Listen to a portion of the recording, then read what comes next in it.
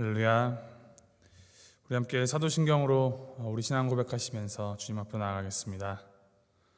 전능하신 선지를 만드신 하나님 아버지를 내가 믿사오며 그 외아들 우리 주 예수 그리스도를 믿사오니 이는 성령으로 잉태하사 동정녀 마리아에게 나시고 본디오 빌라도에게 고난을 받으사 십자가에 못 박혀 죽으시고 장사한 지 사흘 만에 죽은 자 가운데서 다시 살아나시며 하늘에 오르사 전능하신 하나님 편에 앉아 계시다가 저리로서 산자와 죽은 자를 심판하러 오시리라. 성령을 믿사오며 거룩한 공회와 성도가 서로 교통하는 것과 죄를 사하여 주는 것과 몸이 다시 사는 것과 영원히 사는 것을 믿사옵나이다. 아멘. 찬송가 325장 함께 찬양하시겠습니다. 325장 예수가 함께 계시니 우리 함께 찬양하시겠습니다.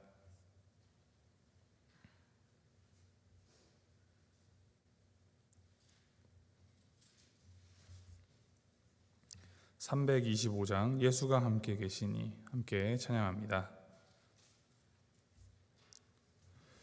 예수가 함께 계시니 시험이 오나 겁없네. 기쁨의 근원 되시는 예수를 위해 삽시다. 날마다 주를 섬기며 언제나 주를 기리고 그 사랑 안에 살면서 딴 길로 가지 맙시다. 이 세상 사는 동안에 주 이름 전파하면서 무한한 복락 주시는 예수를 위해 삽시다.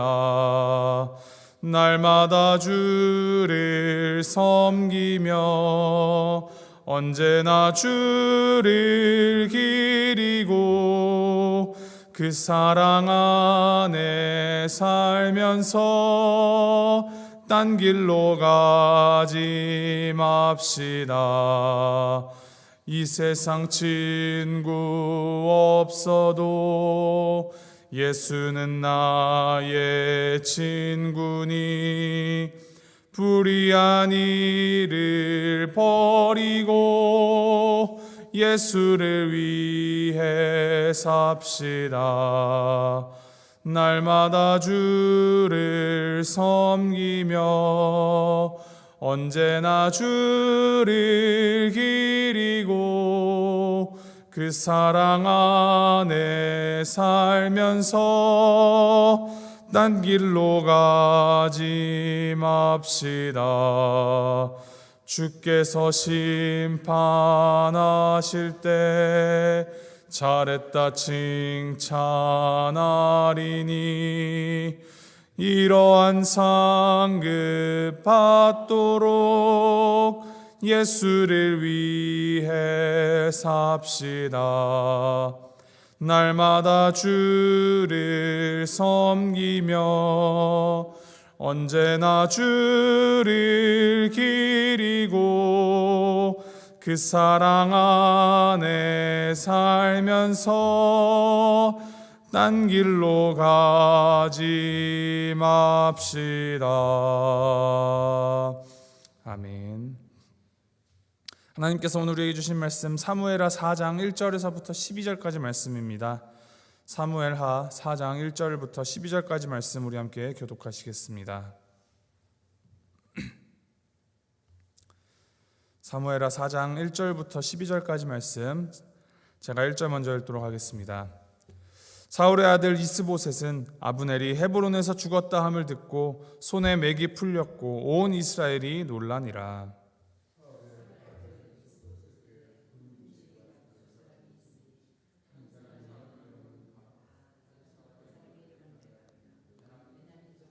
부에롯 사람 림몬의 아들들이다. 부에롯도 베냐민 집. 일찍이 부에롯 사람들이 깃다임으로 도망하여 오늘까지 거기에 우거함이더라. 다리 전에는 아들 하나가 있었으니 이름은 이스라엘에서 온 때에 그 유모가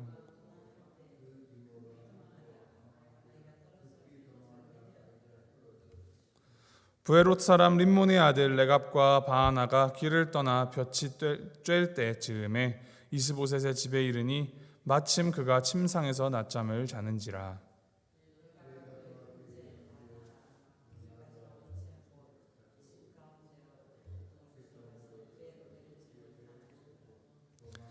그들이 집에 들어가니 이스보셋이 침실에서 침상 위에 누워 있는지라. 그를 쳐 죽이고 목을 베어 그의 머리를 가지고 밤새도록 아라바 길로 가.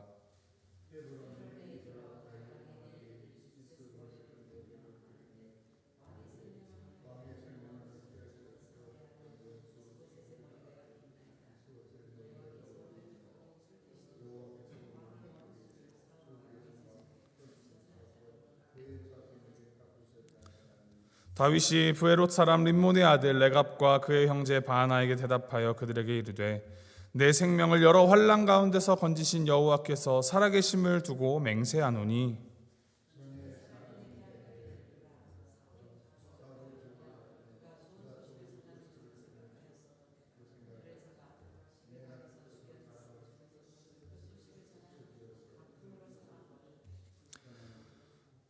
하물며 악인이 의인을 그의 집 침상 위에서 죽인 것이겠느냐. 그런즉 내가 악인의 피 흘린 죄를 너희에게 갚아서 너희를 이 땅에서 없이 하지 아니하겠느냐 하고 청년들에게 명령하매 곧 그들을 죽이고 수족을 베어 헤브론 못가에 매달고 이스보셋의 머리를 가져다가 헤브론에서 아브넬의 무덤에 매장하였더라. 아멘. 이스라엘의 정권의 무게추가 이제 점점 다윗에게로 기울어져 가고 있습니다. 이스보셋을 앞세워서 이 자신의 힘과 영향력을 행사하려던 이 아브넬이 다윗과 이제 몰래 접선하여서 밀약을 맺고 다윗에게 힘을 실어주는 한편 자신의 안위도 지키려 하려던 그런 시도가 있었습니다. 이를 알게 된 다윗의 신하 요압이 이제 이를 알게 되고 분개합니다. 엄연히 이 힘을 겨루던 적군의 수장이었는데 그가 교활하게 수를 써서 다윗을 속이려 한다라는 것이 표면적인 이유였겠지만 사실은 전쟁 중에 자신의 동생 아사엘을 죽인 이 아브넬에게 내가 복수를 해야겠다라는 것이 더 큰 이유였습니다. 그렇게 요압은 다윗 모르게 아브넬을 뒤쫓아서 그를 죽입니다. 사실 다윗이 이 아브넬과 밀약을 맺고 하나님께 묻지도 않고 자기의 이 모략과 정치적 술수로 통일이라는 이 큰일을 도모하렸던 것은 사실 다윗의 실수였습니다. 어찌되었건 그의 계획은 이 요압이 아브넬을 죽임으로 인하여서 이를 그르치게 되었습니다. 이제는 오히려 아브넬을 속여서 불러 죽인 것이 다윗의 계략이 아니었냐라는 이런 덤터기를 쓰고 이스라엘 백성들이 더 감정적으로 치달아서 나라가 이제 완전히 갈려버리게 될 수도 있는 상황이 되었습니다. 그래서 다윗은 온 힘을 다하여 이 상황을 수습합니다. 아브넬의 장례를 정성껏 치러주고 조가를 지어 그 슬픔을 표현하기까지 하는 것이 이제 어제의 본문 말씀이었습니다. 이제 오늘 본문은 그 이후의 이야기입니다. 아브넬이 다윗 왕을 찾아갔다가 이제 요압에게 죽었다라는 소식이 이스보셋에게도 전달이 됩니다. 이스보셋은 아브넬과 이제 갈등 관계에 있었지만 동시에 그를 의지하였던 이였기 때문에 이 아브넬이 죽었다라는 소식에 크게 충격을 받았습니다. 오늘 말씀은 그 소식을 들은 이스보셋이 손에 맥이 풀렸다라고 기록을 합니다. 이 손에 맥이 풀렸다라는 말은 크게 낙심하여서 패닉 상태에 빠졌다라는 말입니다. 아브넬의 죽음은 이 커다란 폭풍 앞둔 것처럼 이제 온 이스라엘을 긴장 상태로 몰아넣습니다. 그때 바로 그때 이스보셋을 배신하는 사람들이 또 등장합니다. 사실 역사적으로 살펴볼 때 나라가 위태롭고 왕권이 흔들릴 때에는 그를 배신하는 사람이 생겨서 나라가 안에서부터 망하는 일이 참 흔한 일입니다. 우리나라 역사를 보더라도 삼국시대나 그럴 때를 보더라도 비슷한 일들이 많이 일어났었습니다. 이스보셋의 이제 군 지휘관이었던 바하나와 레갑이라는 자가 이제 이스보셋을 배신하려 들고 일어납니다. 성경은 그들이 베냐민 지파의 브에롯 사람 림몬의 아들들이었다. 즉 그들은 형제였다라고 밝힙니다. 그들은 자신의 이 정체를 숨기고 위장하여서 이스보셋의 궁궐에 잠입을 합니다. 그리고 햇빛이 강하게 내리쬐는 대낮에 낮잠을 자고 있던 이 이스보셋에게 몰래 접근하여서 칼로 그의 배를 찔러 죽입니다. 그리고는 그의 머리를 잘라내어 가지고 나옵니다. 그 길로 밤새 도망쳐서 밤새도록 이 아라밧길을 걸어가 다윗이 기거하고 있던 헤브론으로 찾아가 다윗을 찾아갑니다. 그들이 이스보셋의 머리를 가지고 가면은 다윗이 이를 기쁘게 여기고 환영해주며 이제 그들에게 보상해 줄 것이다 라고 믿었던 것입니다. 이에 다윗이 어떻게 반응하였습니까? 다윗은 이들을 환영하기는커녕 크게 분노하였습니다. 다윗은 이들이 하나님의 사람이었던 사울의 이 혈통을 왕을 함부로 죽이고 하나님의 뜻을 거슬러 생명을 해쳤다라고 여겼기 때문입니다. 이들은 자기가 이스보셋을 죽이고 가져온 것이 하나님의 뜻입니다라고 주장을 하지만 하나님의 사람 다윗은 그것을 그렇게 보지 않았습니다. 9절, 10절, 11절에 걸쳐서 다윗이 이들을 책망하고 비난하면서 이렇게 말을 합니다. 내 생명을 여러 환난 가운데서 건지신 여호와께서 살아계심을 두고 맹세하노니 전에 사람이 내게 알리기를 사울이 죽었다 하면서 그가 좋은 소식을 전하는 줄로 생각하였어도 내가 그를 잡아 시글락에서 죽여서 그것을 그 소식을 전하는 가품으로 삼았거든. 하물며 악인이 의인을 그의 집 침상 위에서 죽인 것이겠느냐. 내가 이 악인의 피 흘린 죄를 너희에게 갚아서 너희를 이 땅에서 없이 하지 아니하겠느냐. 다윗은 병사들에게 명령하여서 이 두 사람을 죽이고 그 손과 발을 잘라 헤브론 목가에 매달게 하였습니다. 그리고 그들이 가져온 이스보셋의 머리를 거두어서 헤브론에 있는 이 아브넬의 무덤에 함께 정성껏 장례를 치러줍니다. 이 사울의 왕국을 지탱하던 사울, 요나단, 아브넬, 이스보셋, 그리고 군지휘관이었던 이 바하나 레갑, 이들이 잇따라서 죽습니다. 그들의 죽음 주변에는 이 전쟁과 속임수, 개인적인 야심과 시기, 증오, 음모, 그리고 살해의 이야기로 가득 차 있습니다. 하나님은 이 모든 비극적이고 추악한 자리에서 다윗을 한 발자국 비켜서게 하시면서 상대적으로 이 다윗의 의로움을 더욱 돋보이게 하십니다. 물론 다윗도 이 아브날과의 밀약을 통해서 나라를 통일하려던 그런 실수를 저지릅니다.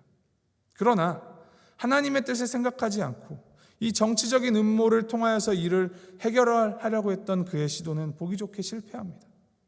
오히려 아브넬의 죽음 덕분에 나라가 큰 위기에 처할 뻔하죠. 그를 통하여서 교훈을 얻은 다윗은 다시금 방향 설정을 하나님께로 향합니다. 그들은 이스보셋을 죽인 다윗은 이스보셋을 죽인 이들을 보상을 하기는커녕 그들을 처벌함으로 지금 당장의 그런 상황적 정치적인 유리함보다도 정말 더 큰 대의, 정의를 생각하고 하나님의 뜻이 무엇인가를 생각을 합니다. 이 처벌이 단기적으로는 자기를 도우려는 사람들을 떠나게 할 수도 있으나 더 크게 볼 때는 모든 백성들의 마음을 얻고 하나님의 뜻에 합당한 일이라 그가 생각하였습니다. 그리고 그의 생각대로 그의 믿음을 모시고 하나님은 이 역사 가운데에서도 하나님의 뜻을 이루어 가시며 다윗을 진정한 왕으로 세워가셨습니다. 사울의 죽음을 고하던 아말렉 청년, 아브넬, 요압, 또 오늘 말씀에 다윗에게 처형당한 바하나와 레갑, 이들과 같이 불순한 동기를 가지고 역사를 자기가 흔들려던 자들은 다 망했습니다. 이들은 자신의 생각과 자신의 관점에서 자기에게 좋거나 유리한 대로 혹은 자기가 보기에 좋은 대로 움직이던 자들이었습니다. 성경은 그러한 자들을 가리켜서 악인이다라고 하며 이들의 길은 다 실패하고 망함을 보여줍니다. 그리고 정말 아이러니하게도 이 악인들의 악행 속에서도 오히려 그들로 인하여 하나님의 역사가 더 선한 방향으로 흘러가도록 하나님께서 움직이시고 철저히 통제하셨다라는 것입니다. 이것을 역사가 그리고 말씀이 우리에게 증언하고 있습니다.